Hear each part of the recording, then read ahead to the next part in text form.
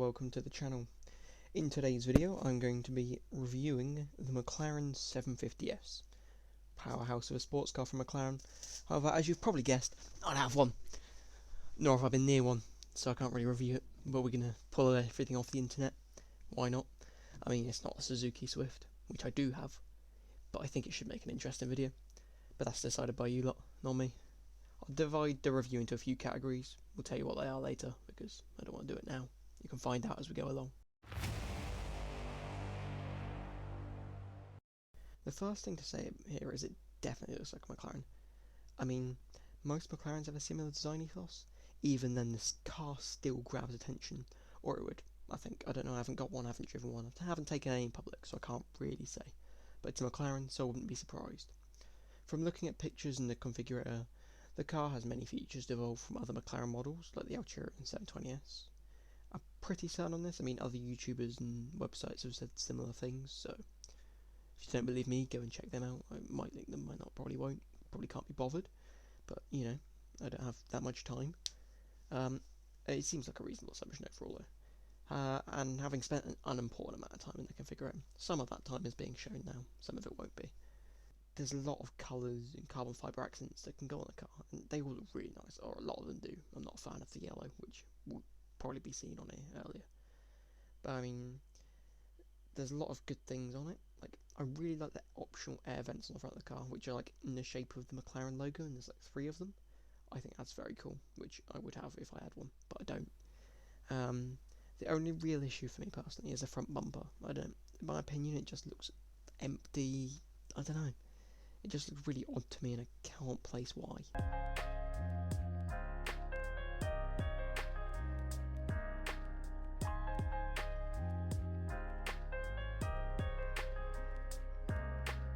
There are a few interior designs that can be placed onto the spec through the configurator, and I mean the seats, they look comfortable if you're getting the comfort ones. I mean, I can't imagine the carbon fibre seats are going to be very comfortable, let's be honest. They're carbon fibre bucket seats. They're not going to have a huge amount of padding. I mean, yeah.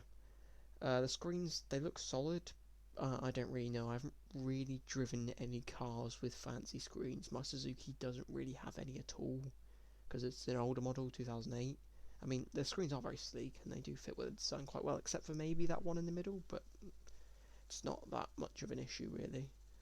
And the contrast fabrics and stitches and seatbelts all made to look very nice, and they can, like, the one that I've got would be red, and you can get red stitching and stuff, and that all matches with the car really well. Actually, I quite like that. Imagine people more creative than me would be able to make a lot more fancy looking cars and a lot nicer looking cars. I mean, I quite like that spec, but I am not massively creative. I like red, so I put red on quite a lot of it. It's the same, you know, same colour as my car, you know. Red looks nice on quite a lot of cars. Not every car, but it looks quite nice. Oh, I got sidetracked again. Anyway, back on topic.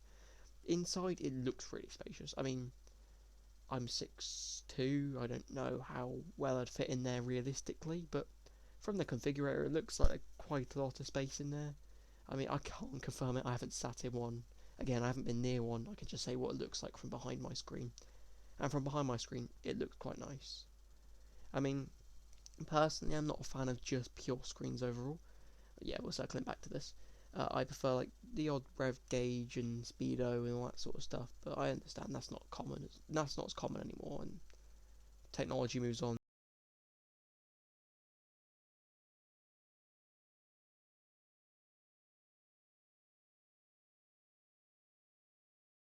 Now, this car has a top speed of 206 miles per hour, or 332 kilometers per hour, a 0 to 60 of 2.7 seconds, 800 newton meters of torque, and 740 horsepower. Has a 7-speed gearbox, carbon ceramic brakes, and the active rear wing seen on various other McLaren cars like the 720S. The car is powered by a 4-litre twin turbocharged V8 engine and weighs in at just 1,389 kilograms. Now, since I can't drive one to say how good it is, I'm just going to steal the information from other sources. So apparently it's really smooth at low speeds, so I wouldn't complain about that. Like driving like through town and stuff a lot easier. Apparently driving this car on track is really good. It's quite aggressive and can be quite jarring for drivers who haven't really driven cars like it before. I mean, I can't confirm this, So I'm inclined to agree with them because I can't be bothered to spend hours looking for someone who disagrees with them, which, got to come in a little bit slacker. I mean, come on. However, the main issue that I can be seeing with it is it's not quite as fast as some of its predecessors, which brings it down a little bit, but considering how, like, a lot of the other cars McLaren make, it's not really a major issue. It still looks like a really good car in general.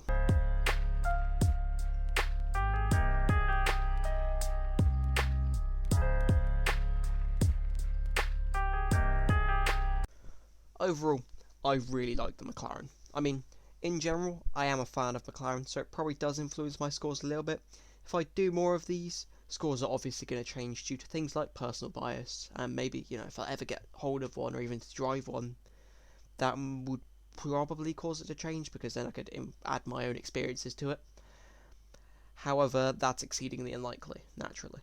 So what I could compare it to is the 2008 Suzuki Swift that I drive, which I personally would rate higher. Definitely not because I have one and I could experience what it's like driving it, living with it, for example. What's like inside? Well, I can tell what's like inside the McLaren, which, but compared to the Suzuki. However, back on topic. Where was I? Yes, it does seem to sit well with other cars coming out at the moment, like the Ferrari SF90. I say they're coming out at the moment. It's been coming out for a while. The new Lamborghinis, I think they all sit quite well in like a garage together or something like that. I mean, it would be on the list of cars that I personally would like to buy.